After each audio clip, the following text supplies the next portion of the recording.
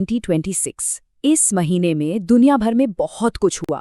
लेकिन क्या ये सिर्फ हेडलाइंस थी या इनसे कुछ ऐसा हुआ जिसका असर आने वाले कई सालों तक दिखेगा? आज इसी पर बात करते हैं। ये बात सोचने वाली है ना? किसी देश की साख, उसकी प्रतिष्ठा बनने में दशकों लग जाते हैं, लेकिन कुछ घटनाएं उसे रातों रात बदल सकती हैं। अप्रैल 2026 में भी कुछ ऐसा ही हुआ।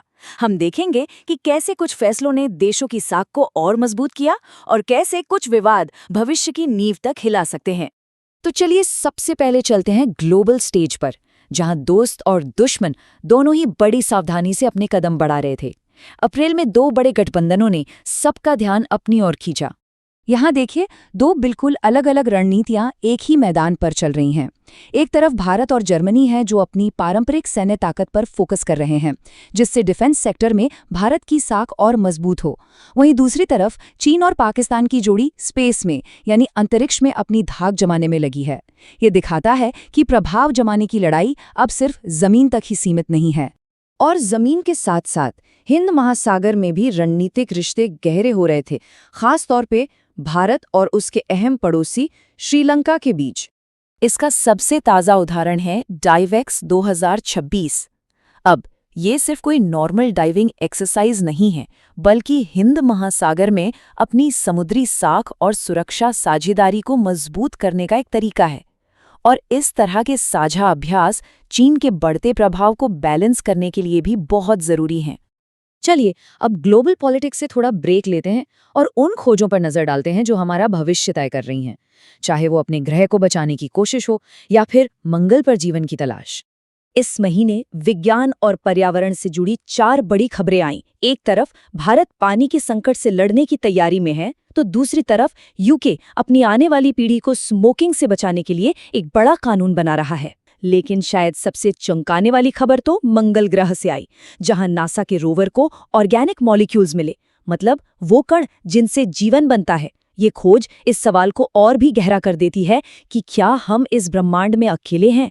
लेकिन मंगल और इन बड़ी बड़ी खबरों के बीच एक छोटी सी खोज हुई, एक ऐसी खोज जो हमें याद दिलाती है कि हमारा अपना ग्रह भी किसी अजूबे से कम नहीं है। मिलिए लिम्नोनेक्टेस मोती झील से मेढक की एक बिल्कुल नई प्रजाति। सोचिए, ये खोज हमें बताती है कि हम आज भी अपनी धरती के बारे में कितना कम जानते हैं और इसे बचाने की हमारी जिम्मेदारी कितनी बड़ी है। अच्छा, तो बाहर की दुनिया में तो ये सब चल ही रहा था, लेकिन देश के अंदर भी भविष्य को लेकर काफी हलचल थी, खासकर टेक्नोलॉजी, नए नियम और पुराने विवादों को लेकर। भारत का ऑनलाइन गेमिंग मार्केट, ये कोई छोटा मोटा मार्केट नहीं है, अरबों डॉलर का हो चुका है। और जाहिर है, जब कोई चीज़ इतनी तेज़ी से बढ़ती है तो उसे रेगुलेट करना भी ज़रूरी हो जाता है। बस यहीं पर एंट्री होती है ओगाई की। ये कदम इस सेक्टर को एक औपचारिक पहचान देगा और यूजर्स की सुरक्षा भी पक्की करेगा। और सिर्फ गेमिंग ही नहीं, सरकार एक और बड़ी योजना के साथ टेक्नोलॉजी के हर क्षेत्र में देश को आत्मनिर्भर बनाने पर जोर दे रही है। इस स्कीम का नाम है TDIP। देखिए, इसका सीधा सा मकसद है मेक इन इंडिया को बूस्ट देना, ताकि हम टेक्नोलॉजी सिर्फ खरीदे नहीं बल्कि बनाएं भी, और इसका असर सीधा हमारी इकोनॉमी पर, हमारी साख पर पड़ेगा। तो एक तरफ तो देश टेक्नोलॉजी में आगे बढ़ रहा है, लेकिन वहीं कुछ पुराने मुद्दे हैं जो आज भी जस के तस बने हुए हैं, और उनमें सबसे संवेदनशील मुद्दा है पानी का। महानदी जल विवाद ये सिर्फ 2 राज्यों ओडिशा और छत्तीसगढ़ के बीच का झगड़ा नहीं है। ये लाखों किसानों की जिंदगी का सवाल है, उनके भविष्य का सवाल है। और ऐसे विवाद देश की अपनी एकता के लिए एक बहुत बड़ी चुनौती हैं। और राजनीति की बात करें तो इस महीने आंध्र प्रदेश के पूर्व मुख्यमंत्री नदेंद्रला भास्कर राव का निधन हो गया। उनके नाम एक ऐसा अनोखा रिकॉर्ड है जो दिखाता है कि पॉलिटिक्स कितनी अनप्रिडिक्टेबल हो सकती है। उनका कार्यकाल सिर्फ 31 दिनों का था। सोचिए, राज्य के इतिहास में सबसे छोटा कार्यकाल। इससे पता चलता है कि राजनीति में साख और सत्ता बदलने में सच में देर नहीं लगती।